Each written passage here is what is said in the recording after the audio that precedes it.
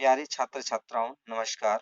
आज की जो क्लास है वो हिंदी की क्लास है और हिंदी की क्लास में मैं आज महत्वपूर्ण साहित्यकार आचार्य रामचंद्र शुक्ल के जीवन परिचय को लेके आया हूँ। चलिए आइए अध्ययन करते हैं परीक्षा में कैसे लिखा जाएगा इनका जीवन परिचय।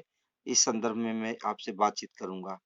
पहले याद करने का एक ट्रिक जान लेंगे कि इसके जो मूल तथ्य हैं इनके जीवन से संदर्भित उसको हम लोग छोटे रूप में याद कर लेंगे और कैसे जीवन परिचय परीक्षा में लिखा जाएगा वो भी मैं लिख के लाया हूँ, वो आप लोग के सामने दिखाने वाला हूँ। तो पहले याद करेंगे कैसे, देखिए आचार्य रामचंद्र शुक्ल जन्म कब हुआ था? तो इनका जन्म 4 अक्टूबर 1884 ईस्वी को हुआ था। कब इनका जन्म हुआ था? 4 अक्टूबर 1884 ईस्वी को जन्म हुआ था। जन्म स्थान की अगर हम बात करते हैं तो जन्म स्थान था ग्राम अगोना, जिला बस्ती, उत्तर प्रदेश ना। ग्राम अगोना, जिला बस्ती, उत्तर प्रदेश। जन्म आपका याद हो ही गया, 4 अक्टूबर 1884 को ग्राम अगोना में जन्म हुआ था, जिला बस्ती और उत्तर प्रदेश। पिता का नाम याद रखेंगे चंद्रबली शुक्ल। पिता का नाम था चंद्रबली शुक्ल, सुपरवाइजर कानूनगो थे ये। शिक्षा आचार्य रामचंद्र शुक्ल की हाई स्कूल ये मिर्जापुर से शिक्षा ग्रहण किए थे।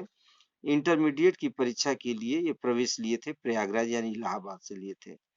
आगे इनके जीवन से संदर्भित हम जानेंगे, ठीक है। नियुक्ति कहाँ हुई थी? जब ये पढ़ लिख लिए तो उसके बाद जो इनकी नियुक्ति हुई थी वो काशी हिंदू विश्वविद्यालय में हिंदी के प्राध्यापक पद पर नियुक्ति हुई थी। बाद में ये हिंदी विभाग के अध्यक्ष भी बन गए थे।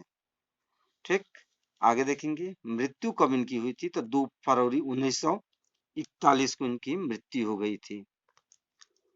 मृत्यु 2 फरवरी सन 1941 को इनकी मृत्यु हो गई। संपादन की अगर बात करते हैं तो संपादन ये काशी नागरी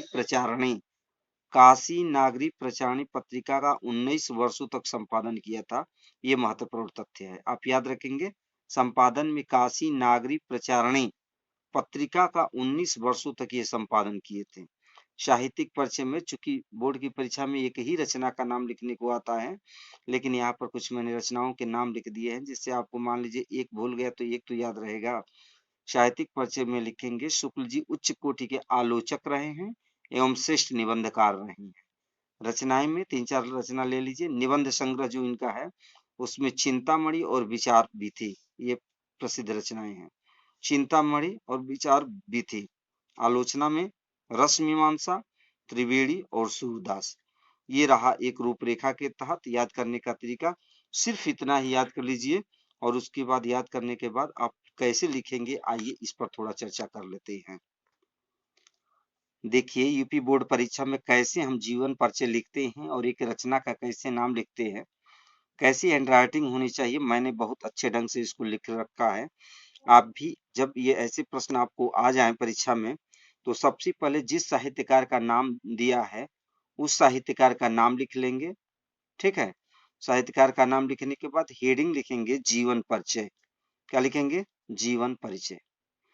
अब जैसे उधर हमने याद जो किया था, एक मूल तथ्यों को याद किया था, बस उसी को समावेशित कर करके और यहाँ पर एक प्रसंग के तहत आप लिख देंगे। चलिए लिखेंगे जीवन परिचय। हिंदी के इस प्रतिभा संपन्न साहित्यकार का जन्म 4 अक्टूबर 1884 ईस्वी में बस्ती जिले के अगोना नामक ग्राम में हुआ था, जो कि हम लोग याद कर चुके थे कि हिंदी के इस प्रतिभा संपन्न साहित्यकार का जन्म 4 अक्टूबर 1884 ईस्वी में बस्ती जिले के अगोना नामक ग्राम में हुआ था। इनके पिता चंद्रबली शुक्ल एक सुपरवाइजर कानूनगो थे। क्या थे? सुपरवाइजर कानूनगो थे। रामचंद्र शुक्ल ने रामचंद्र शुक्ल ने हाई स्कूल की परीक्षा मिर्जापुर से एवं इंटर की परीक्षा के लिए इलाहाबाद यानी प्रयागराज में प्रवेश लिया, किंतु अंतिम वर्ष की परीक्षा से पूर्व ही विद्यालय छूट गया। इन्होंने मिर्जापुर के न्यायालय में नौकरी की, किंतु स्वभावानुकूल यानी इनके स्वभाव के अनुकूल नहीं था, किंतु स्वभावानुकूल न होने के कारण ये नौकरी भी छोड़ मिर्जापुर के मिशन स्कूल में चित्रकला के अध्यापक हो गए। किस स्कूल में अध्यापक हो गए? तो मिर्जापुर के ही मिशन स्कूल में चित्रकला के अध्यापक हो गए। इसी बीच स्वाध्याय से हिंदी, अंग्रेजी, संस्कृत आदि भाषाओं का अच्छा ज्ञान प्राप्त कर लिया और पत्र पत्रिकाओं में लिखना आरंभ कर दिया। बाद में काशी हिंदू विश्वविद्यालय में हिंदी के प्राध्यापक हो गए। बाबू श्याम सुंदर दास के अवकाश प्राप्त करने के बाद शुक्ल जी हिंदी विभाग के अध्यक्ष बन गए। इसी पद पर कार्य करते हुए 2 फरवरी 1941 ईस्वी में शुक्ल जी स्वर्ग सिधार गए। देखिए इतना अच्छे ढंग से लिखा गया है, देख रहे हैं ना। और इसी प्रकार साफ आप अच्छे हैंडराइटिंग में अगर लिखते हैं तो आपको जितना पूर्णांक रहता है उतना ही प्राप्तांक मिल जाता है। वर्तनी शुद्धिकरण पर बहुत विशेष ध्यान देंगे। तो ये इनका आचार्य रामचंद्र शुक्ल का जीवन परिचय रहा। अब थोड़ा सा साहित्यिक परिचय में इनकी एक कृति लिखने को आएगा, लेकिन मैंने यहाँ पर कई कृतियों के नाम लिख दिया है जिससे आपको इनके बारे में ढेर सारा ज्ञान मिल सके। कृतियां में निबंध संग्रह की अगर बात करते हैं, जो जैसे पिछले मैंने याद कराया था आपको, उसी को दोहरान करेंगे। निबंध संग्रह में चिंतामणि, विचार भी थी। आलोचना में रस मीमांसा, त्रिवेणी, सूरदास। संपादन में काशी नागरी प्रचारणी, एक ये पत्रिका हो जाएगी, और एक आनंद कादम्बिनी। ठीक है। इतिहास में जो इतिहास इन्होंने लिखा है वह हिंदी साहित्य का इतिहास लिखा है। हाई स्कूल में जो चैप्टर है हम लोग के यहाँ, जो सिलेबस में हम लोग के हैं हिंदी में, उनमें मित्रता निबंध जो है वो हम लोग के सिलेबस में, ये एक निबंध है, मित्रता निबंध है।